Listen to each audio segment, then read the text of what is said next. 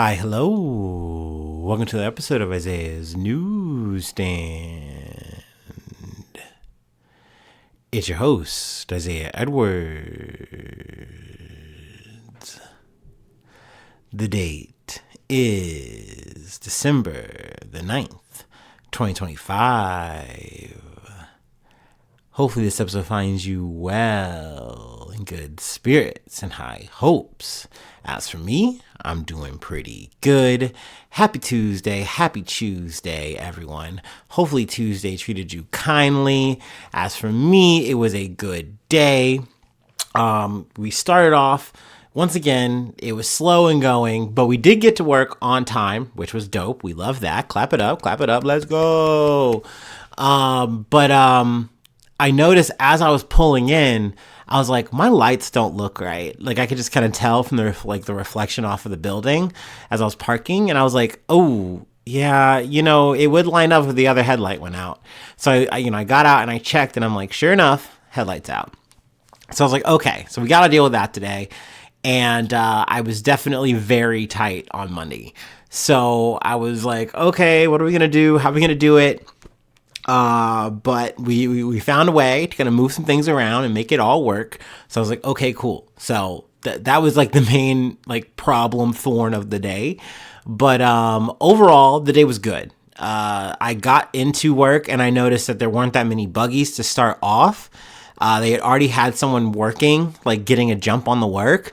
And I'm like, you know what? I love to see it. Even though I already know that this is going to mean that the crusher's going to fill up even faster. Because at the end of the day, we're not going to get a new crusher until later on in the night. That doesn't change anything, putting someone on it early. You're just getting your buggies sooner, but not necessarily getting the same amount of buggies later. Whatever, fine. I'll take it.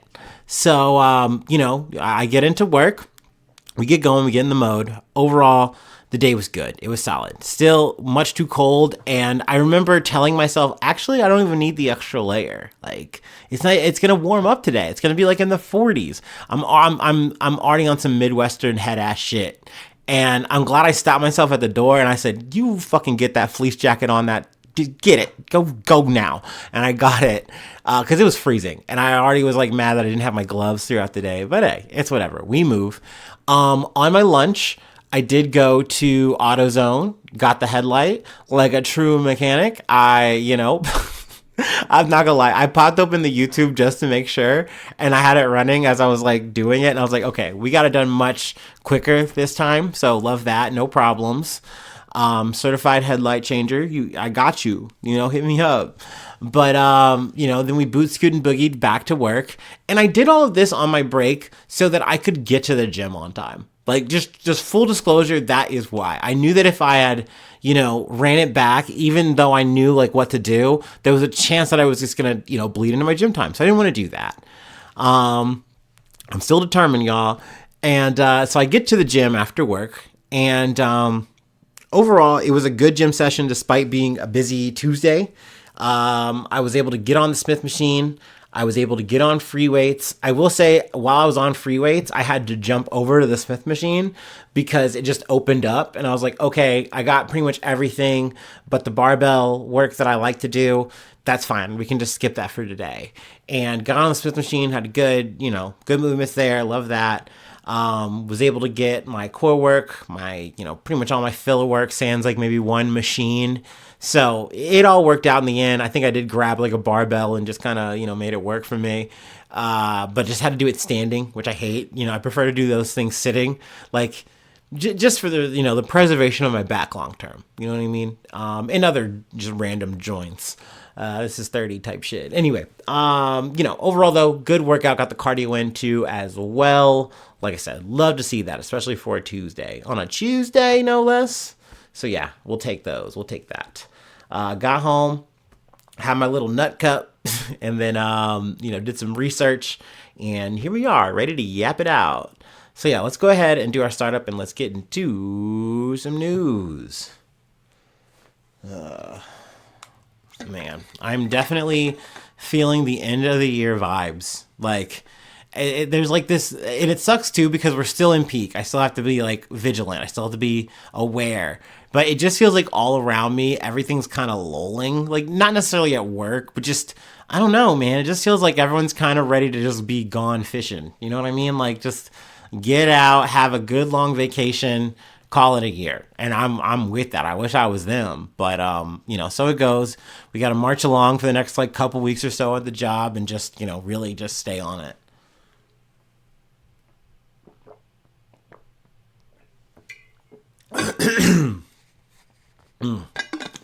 I will say I do appreciate having a really strong secondary. Like I gotta say that I gotta give credit where it's due. Like at this point, I literally know when he comes in around 1 o'clock, we will, he will knock out the other composite trash. He will come over. He will, more or less take primary on the cardboard until it fills up. I kind of just go, okay, I'm done now because there's just no point in, two of us working this thing that's already dead. We are literally beating a dead horse. So I just lull on over to maintenance and he just keeps on working diligently. No questions asked. I like that. So let's knock on wood for that. Let's clap it up there because it's nice. It's nice having a no drama zone. No, no beef, no stress. We just play our roles, play our positions. So yeah, like I said, clap it up for that. Let's just hopefully keep that going. Anyway, let's continue with our startup. We're starting up. We're revving up our. Ooh, that was a terrible rev up, but we're revving up the engines. Okay.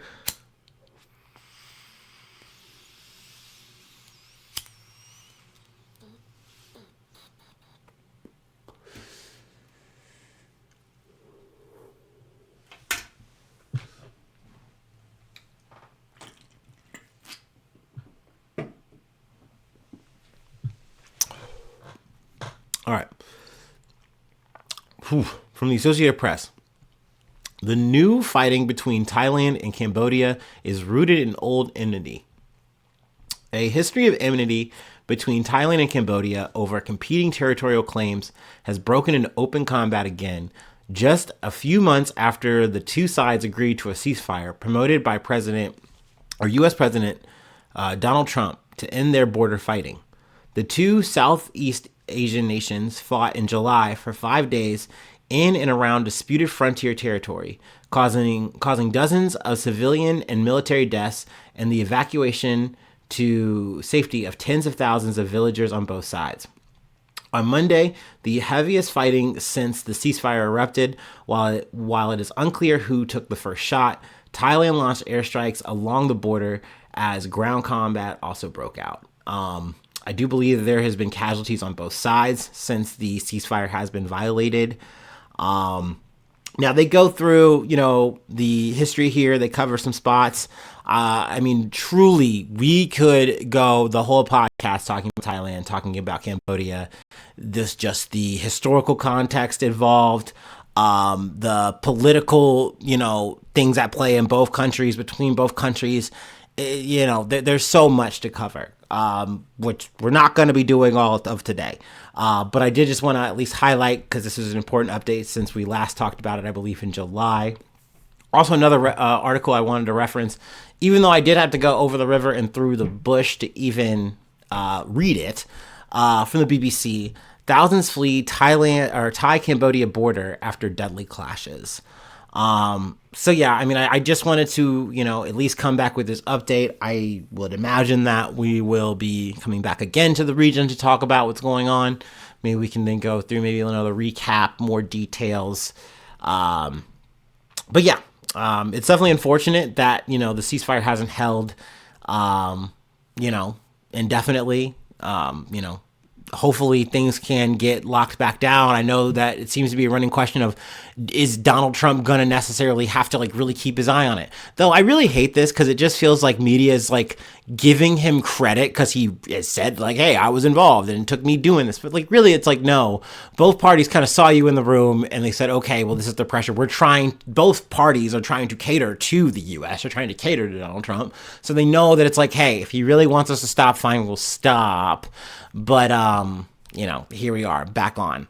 But yeah, let's go ahead and move on though to our next story from ABC News. Clashes at a notorious Ecuadorian prison kill 13 inmates.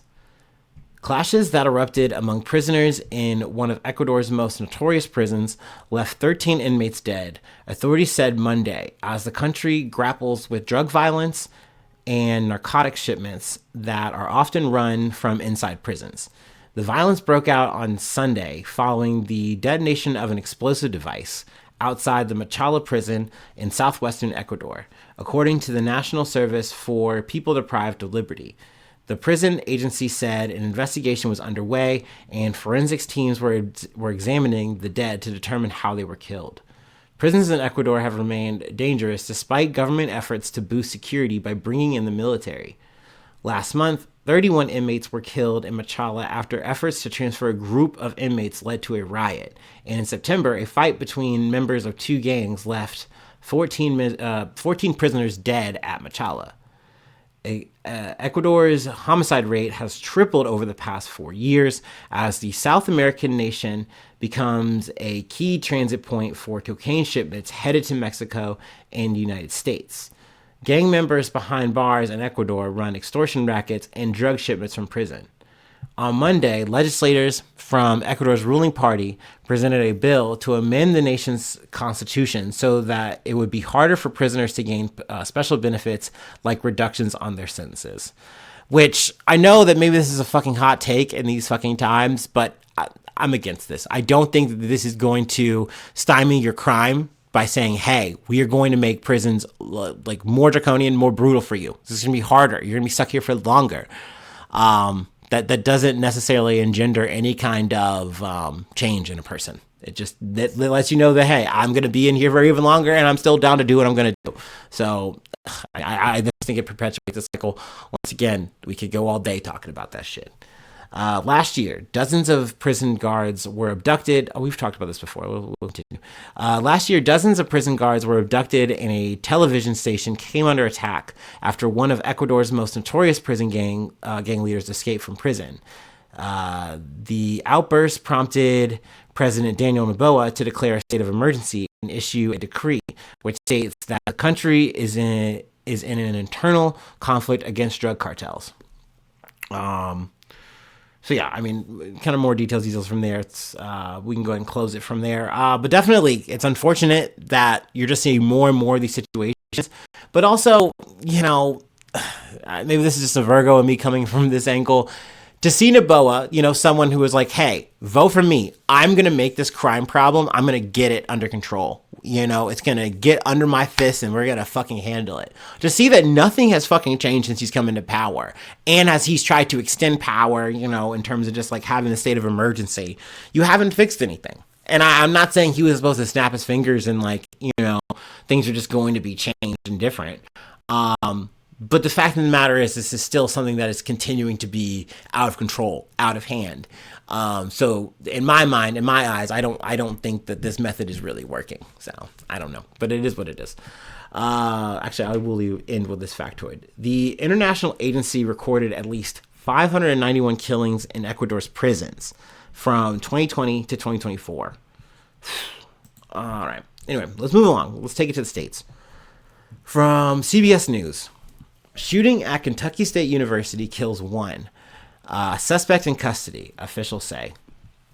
One person was killed and another was critically wounded in a shooting at Kentucky State University, the city of Frankfort said Tuesday. A suspect has been arrested, Governor Andy Beshear and the city said. Both victims are Kentucky State University students, but the suspect is not, according to the city. The shooting occurred outside a residence hall on the school's campus, a spokesperson for the university said. The suspect was arrested by university police immediately at the scene of the shooting, the spokesperson said. Beshear and Frankfurt Assistant Chief of Police Scott Tracy described the shooting as an isolated incident. This was not a mass shooting or random incident, the governor said in a video statement. The wounded person was taken to a local hospital in critical but stable condition. That's more or less all they have in terms of the incident. The rest is kind of a bit of a recap and another shooting that took place at the campus. But, you know, obviously condolences to, you know, everyone involved in the situation. Sucks to have to go through this over and over and over again. But so it goes. It is one of those situations where you do the silver lining and you go, hey, it's good that this was, at least it's seemingly isolated and, there wasn't more death. But, it's still unfortunate even if there's one in these kind of things. But let's move along. Sorry. We have another story from the Associated Press. Another Supreme Court hearing situation. Supreme Court questions limits on political party spending in federal elections. Hearing GOP appeal. Conservative Supreme Court justices on Tuesday appeared to back a Republican-led drive that would erase limits on how much political parties can spend in coordination with candidates for Congress and president and overturn a quarter-century-old decision. A day after the justices indicated they would reverse a 90-year-old precedent limiting the president's power to fire independent agency heads, the court took up a 2001 decision that upheld a provision of federal election law that is more than 50 years old. The lawsuit, which originated in Ohio, includes Vice President J.D. Vance, who joined in the Republican challenge to the limits when he was a senator from Ohio. The arguments touched on whether Vance would run for president in 2028 and whether his plans should figure whether his plans should figure in the outcome. The case is the latest in which conservative majority could upend congressionally enacted limits on raising and spending money to influence elections. The court's 2010 Citizens United decision opened the door to unlimited independent spending in federal elections. 2 hours of argument showed entrenched divisions between the liberal and conservative justices over campaign finance restrictions. Now, we could go into, the whole weeds of it, at least from this, the view from this article. We're not going to do that today. I don't really feel like it. I kind of just feel like, snipping through these SCOTUS hearings, especially when you kind of already know that it's like, it seems like the conservative, supermajority is kind of leaning like, yeah, we kind of want to make something shake here. And also on this, how do I feel personally? I would like them to not do this. I think this is a good regulation. I think it's a good stop gap to have. I don't think that you should just be able to make the money printer go brrr. But at the end of the day, we have seen that more or less that's what happens. And you could, be like both sides about this and say both sides are able to do this, find ways to get in and around and have some kind of super PAC or some kind of thing to like organize so that you can just rain money on the person that you want to win. Like, we just see it time and time again. So I don't think that the rules are necessarily holding anything up, really, but I would rather see them in place as opposed to just kicked aside for the future. So it also just is what it is, right? These motherfuckers are going to move and vote the way that they want. But we'll see how it shakes out in terms of how severe what they say and their rulings in the future. But it felt important to highlight it, trying to keep up with that. I don't know. It's just hard. I hate talking about SCOTUS shit. Y'all know this. But every season, every time it comes up, I feel the compulsion. I see the bat signal, and I try to heed the call. So this is me doing that as best as I can. But once again, we'll spare you the details. You don't need to hear me poorly explain this shit any further. Anyway, let's go ahead and move on to our last story, and we'll go ahead and close it out. We got to take it back to the Louvre. We're back to the Louvre. Where is the Louvre? Okay, I'm going to stop. It's the last break time. I don't know.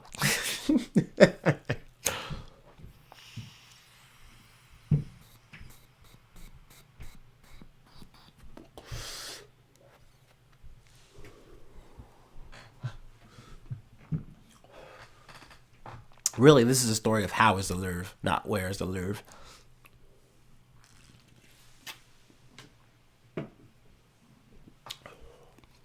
And if I have any like French speakers, French listeners listening, hola, not hola, hi, bonjour.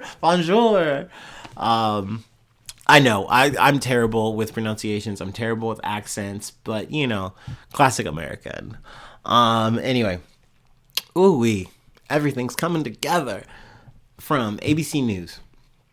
Louvre workers announced strike over work conditions and security after $102 million heist. Workers at the Louvre Museum voted Monday for strikes to protest their work conditions, a ticket price hike for non-European visitors, and security weaknesses that a brazen daylight theft of France's crown jewels, highlighted in October.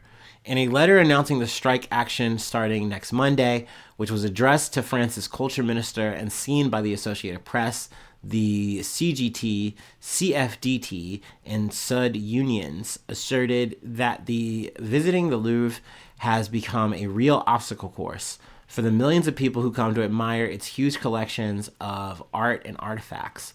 The museum is in crisis with insufficient resources and increasingly deteriorated working conditions, said the union. The union strike notice to Culture Minister Rashida Dati. Now they talk about the theft again, which is important. I get it. It's a big highlight, but I was listening, I believe, to Start Here today. And if not, it was BBC, one of the two. I'm pretty sure it was Start Here, where they were talking about just how bad the conditions were. And there was a water pipe burst that literally damaged archives, like documents, writings, historical shit. And, that's fucked. That's bad. And it's like, oh, well, was it upper staff, upper management, the people in charge said, hey, like, we were planning on having that fixed. Yeah, this was definitely Start Here, because I remember I remember Barry. But, they're like, we were supposed to get to it next year. And it's like, well, yeah, it looks like it's a year too late, man. And that sucks. Like, these have been things that people have been, staff have been saying, hey, we really need this fixed. This is a real problem. Before the heist shit, we were covering the Louvre in terms of like people already wanting to go on strike, saying, hey, these conditions are not good. They're not good for us to work in. They're not good for people to come in. And it's also not even good for the art itself. So we need to like fix the Louvre. And, I'm not saying it's falling on deaf ears. It's just, I guess people are saying, hey, there's no money in the coffers for this. We're literally in a budget crisis, at least in France.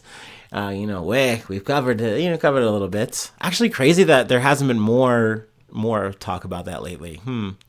Anyway, so yeah, this is relevant. It's a shame that staff has to go on strike on this, but I completely understand. They're drawing a line saying, hey, like, this is literally the things that we have been talking about. It shouldn't take an emergency. It shouldn't take, a tragedy of this art, these collections that we are supposed to be charged to keep and show the people. It shouldn't take losing that. It shouldn't take damaging these things for us to act and do something. And I'm pressing F to respect. Okay. Anyway, that's it. That's all we have for today. If you'd like to help out, support the effort, I do have a Patreon, patreon.com/Isaiah News. Become a newsie today. Free ways to hit me up, isaiahnews1@gmail.com.